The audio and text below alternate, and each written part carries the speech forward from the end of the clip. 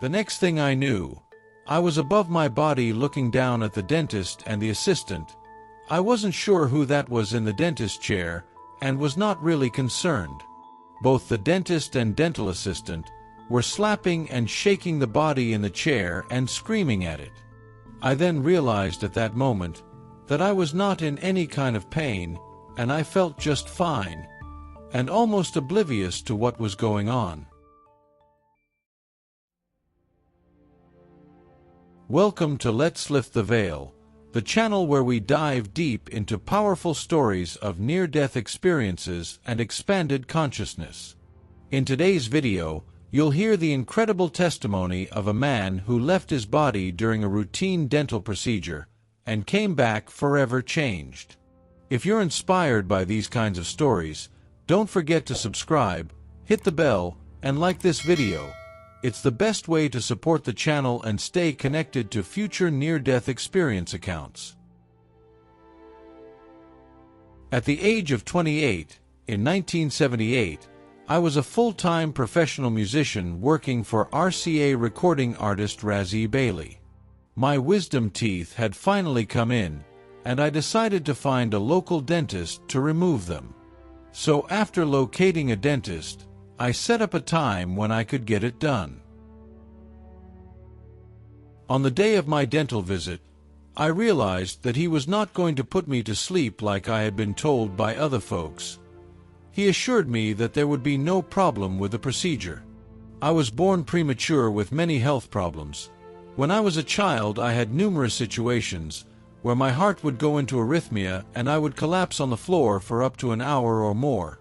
And then eventually my heart would reset on its own, back to normal rhythm, but by my teen years, it had settled down and was not as bothersome. After the dentist gave me some shots to numb the pain for the procedure, he proceeded with the extractions, and after a few short minutes, I began to realize I was in trouble. Even though the dentist gave me a local shot, the pain was excruciating. I also found out that the dentist was in over his head with my procedure, because my wisdom teeth had curves at the root, which made it extremely difficult to extract the teeth. After trying with all his strength, he decided to get his sledgehammer and chisel, the dentist version, and tried splitting the teeth in two. He had me help support my jaw by holding the bottom of my jaw every time he hit the tooth with his sledgehammer and chisel. By then, my heart was starting to act up really bad. I was going in and out of arrhythmia and consciousness. And then it happened. The next thing I knew, I was above my body looking down at the dentist and the assistant. I wasn't sure who that was in the dentist chair and was not really concerned. Both the dentist and dental assistant were slapping and shaking the body in the chair and screaming at it. I then realized at that moment that I was not in any kind of pain, and I felt just fine, and almost oblivious to what was going on. I found myself up near the ceiling of the surgery suite, but I could also see the other rooms. I could see my wife in the waiting room, sitting up and putting down her magazine, looking startled, and looking at the surgery suite where I was at. The receptionist was also looking concerned, facing the surgery suite. I found out later they both could hear the doctor and assistant slapping and screaming at me. We also found out later that the dentist said that they could not find a pulse during that time. I don't know how long I was in this way. I just know that I was content, and I was enjoying the moment, because everything felt very peaceful. Eventually, my heart started up again, and the next thing I knew, I was back in my body and feeling horrible from the pain and beating. Between the teeth, jaw hurting, and the result of the dentist and assistant shaking and slapping me, I felt miserable. My wife immediately took me home for a while, because I actually had a musical performance that evening. During the ride home, I was still trying to figure out what happened to me. At first, I did not know what happened to me, but over the next few days, I began to realize that I had actually left my body. I did not tell anyone though, because in 1978, I had never even heard of a near-death experience, and I was afraid that everybody would think I was nuts. Over the course of the next few years, my heart would slip into arrhythmia too many times to count. The result was that I ended up in the cardio unit of intensive care in the local hospital many times. At the worst of my heart health experience, I was in arrhythmia for over 2 months. When I am in arrhythmia, I cannot even sit up or walk, and my heart is racing extremely fast. There were several more times when my heart stopped. One of the most dramatic events was when I was in the intensive care unit in the cardio ward at the hospital. I was already in arrhythmia and completely wired up and monitored. At that time, my heart stopped again. I was considered code blue, and everybody was scrambling to my bed. During this time, I again left my body, but this time I was in a completely dark room. I was totally aware that I was out of my body but was in a very dark and peaceful space. After what seemed like quite a while, I was suddenly thrust back into my body with the doctors and nurses working on me. They told me that the monitors showed that my heart had stopped for a few minutes. There was another time when I was at home, when my heart decided to stop while I was trying to walk down my hallway, while in AFib. My wife immediately called the paramedics, who happened to be almost next door.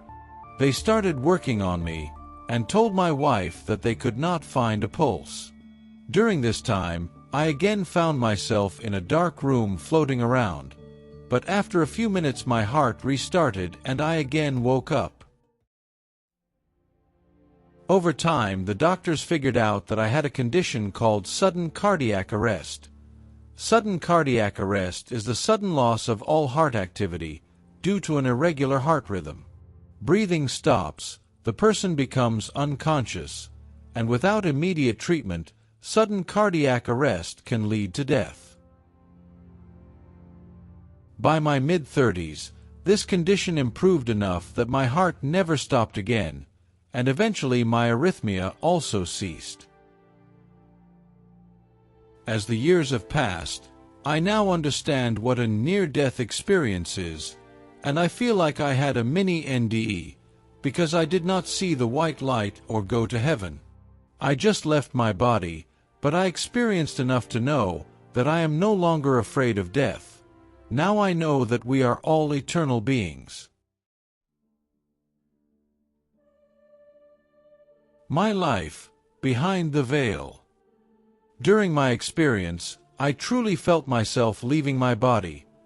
I clearly remember watching the dentist, his assistant, my wife in the waiting room, and even the receptionist, all visibly alarmed.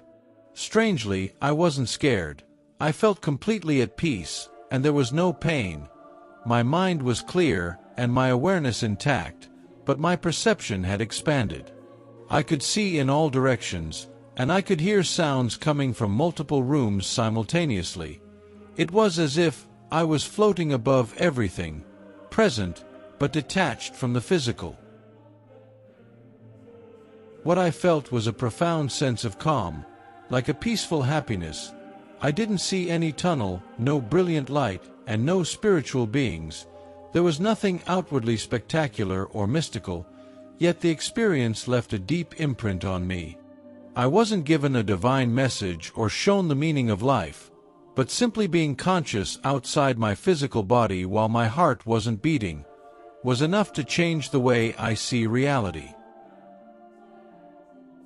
I was raised in a Methodist Christian household, but after this experience, my religious beliefs gradually gave way to a broader spiritual understanding.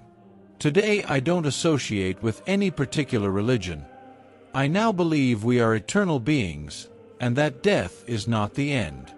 That belief has freed me from fear of dying and brought me closer to others. I've become more loving, more forgiving, and more patient. It took nearly 30 years before I told my wife what had happened to me, and much later, I decided to write a book about it.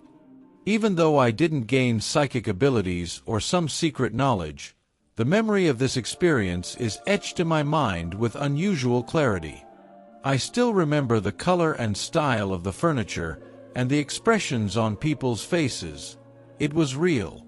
What I experienced that day convinced me there is far more to life than what we can see or touch. Thank you for watching this testimony to the end. If this experience moved or intrigued you, feel free to share your thoughts in the comments. Don't forget to like, share, and subscribe to keep exploring these powerful stories about life after death and the nature of consciousness. Take care of yourself and your loved ones.